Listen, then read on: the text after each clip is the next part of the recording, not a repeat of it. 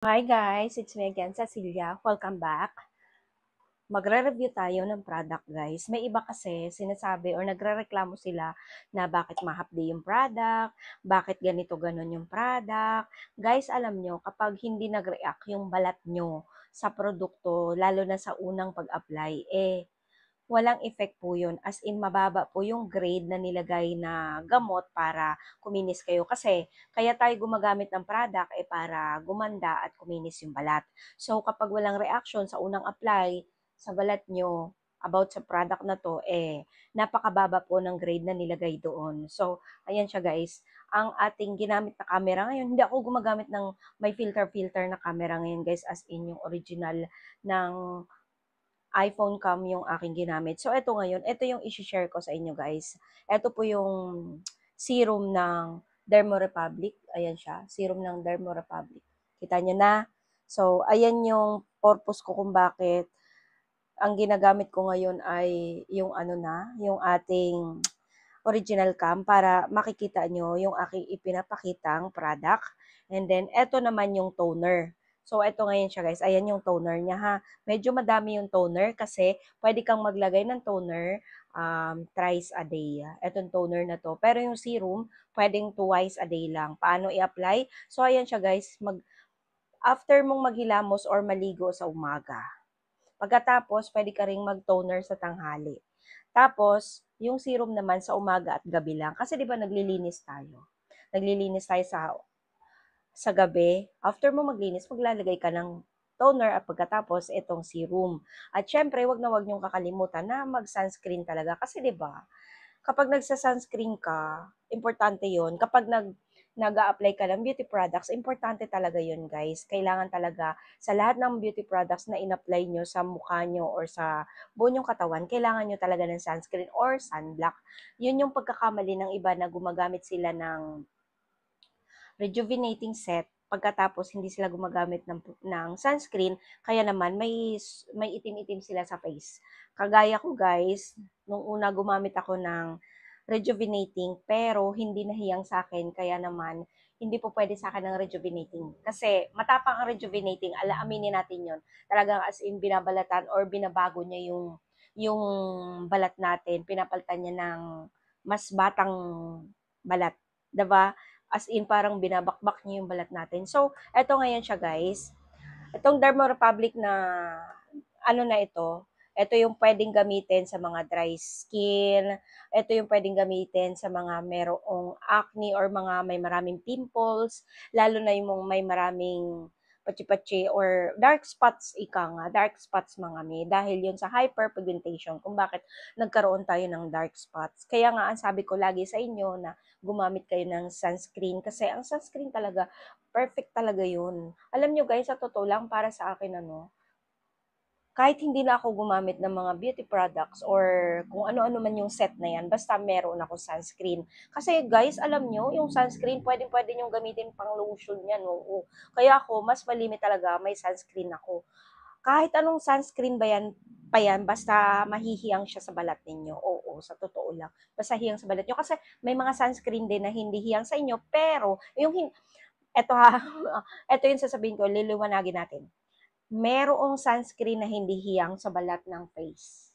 Pero meron namang sunscreen na hiyang siya sa balat ng katawan natin. Kasi yung balat ng katawan natin, kahit ano naman pwede nating ilagay dyan, basta nauugma siya sa balat nyo, no? Pero ako kasi, yung mga hindi hiyang sa balat ko, sa mukha, nilalagay ko siya sa katawan ko. Kaya hindi nasasayang. Sayang din kasi, no?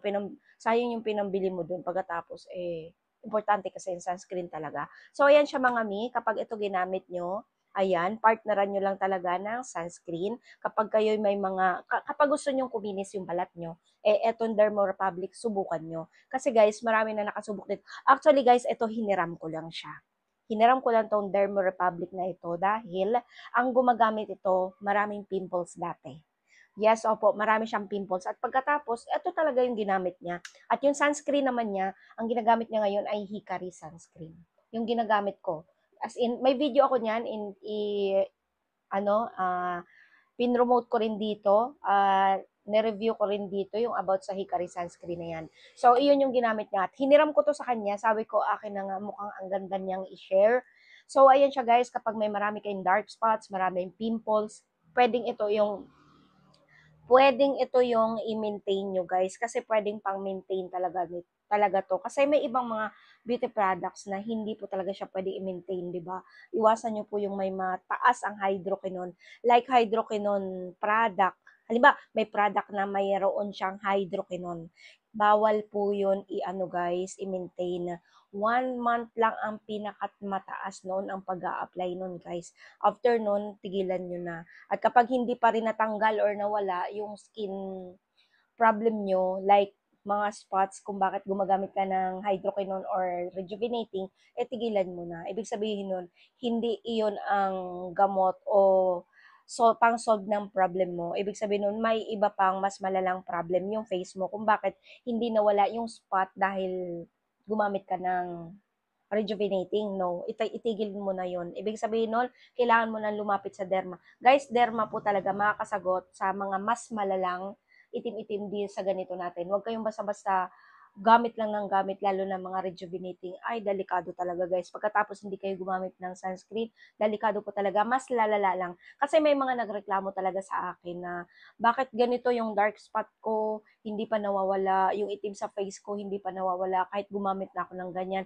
Guys, mas may malalim pa kayong problema kung bakit hindi siya nawala, okay? So, ayan, sa mga merong hindi naman malala na dark spots or hyperpigmentation, so ito yung itry nyo. Yung ating Dermo Republic. Ito yung serum, ito yung toner. So, ayan lang siya guys, na may masubukan nyo din. Kasi sa totoo lang, yung may-ari nito, talagang as in, subok lang siya ng subok guys. Hanggang sa, hanggang sa nakita niya na to, hanggang sa nakuha niya na to, ito pala yung kailangan ng face niya. Pero sa totoo lang, nagpa-derma siya, guys. Yes, opo, nagpa-derma siya, and then, tinanong niya to kung okay ba sa kanya and good po sa kanya. Kaya naman, kaya naman sabi ko, akin na pahiram ako niyan, i-share ko sa, kasi marami siyang, guys, marami siyang hindi lang acne, as in pimples, guys. Alam niyo yung pimples na nagtutubig-tubig, ganun po yung problema niya. So, ayan siya. Kapag nagustuhan nyo to guys, magtanong na kayo sa akin. Ibibigay ko sa inyo ang link nito kapag nagustuhan nyo tong toner at serum ng Dermo Republic. So, ayan na siya guys. Maraming salamat. Bye!